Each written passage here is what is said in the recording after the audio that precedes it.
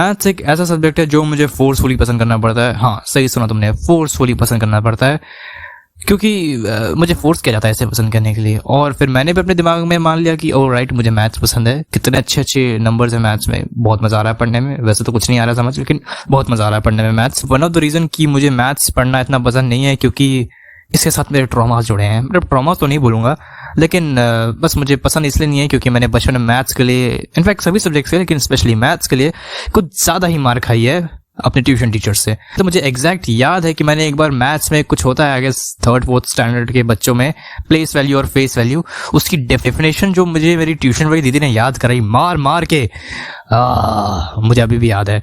बहुत मार खाई थी मैंने उस दिन। लिटरली मैं शायद 2 घंटे तक लगातार मार ही खाता गया था।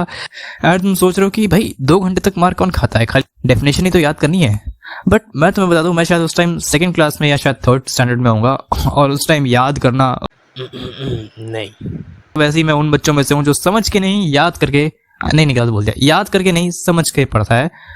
और मैं वही ट्राई कर रहा था। बट मेरी ट्यूशन वाली दीदी का फेवरेट डायलॉग था, सपोजिटली मैं कोई सेंटेंस स्टार्ट कर रहा हूँ, द फॉलोइंग सेज।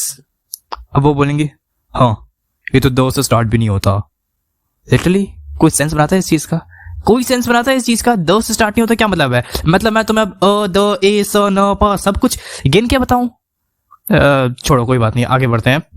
मैं जब केजी की क्लास में था तब मैंने 12 तक टेबल्स याद किए थे, और उसके बाद मेरा आगे पढ़ने का मन ही नहीं किया, क्योंकि वो 12 तक टेबल पढ़ाने के लिए ही मुझे इतना मारा कूटा गया था ना, मेरा मन खराब हो गया था पढ़ने के लिए। और बट मुझे रियलाइज हुआ शायद मैंने आगे ना पढ़ के बहुत बड़ी गलती है, क्योंकि फिर मुझे लाइफ टाइम तक बेइज्जती सहनी पड़ी। क्योंकि तुम छोटे रहते हो, तुम किसी भी फंक्शन में चल जाओ, बड़े लोग क्या बोलेंगे, टेबल कितने तक आते हैं बेटा?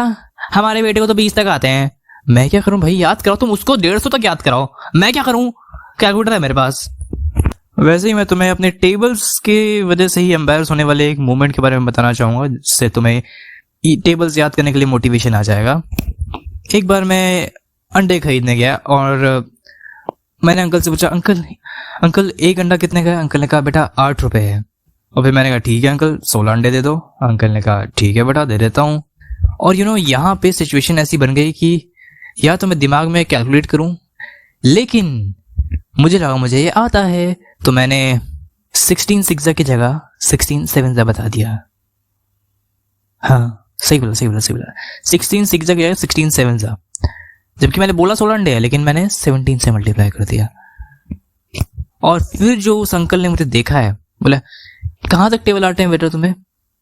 ये सेंटेंस सुनते ही मेरे पता नहीं कितने ही पुराने दुख दर्द जाग गए होंगे। और फिर मैंने अंकल को कहा अंकल 12 तक। उन्होंने कहा कौन से स्कूल में पढ़ते हो बेटा? मैं कहा अंकल पंचकुला में पढ़ता हूँ।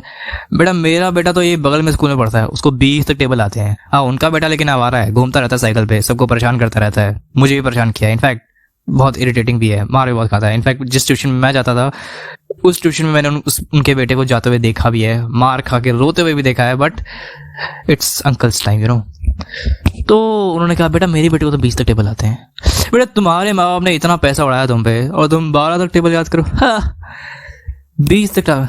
इन शॉर्ट मैं कहूँ तो मेरी बेइज्जती हो गई उस दिन। हाँ टेबल्स की वजह से बेइज्जती हो गई। तो नेक्स्ट टाइम तुम याद रखना, तुम्हें टेबल्स याद रखने हैं।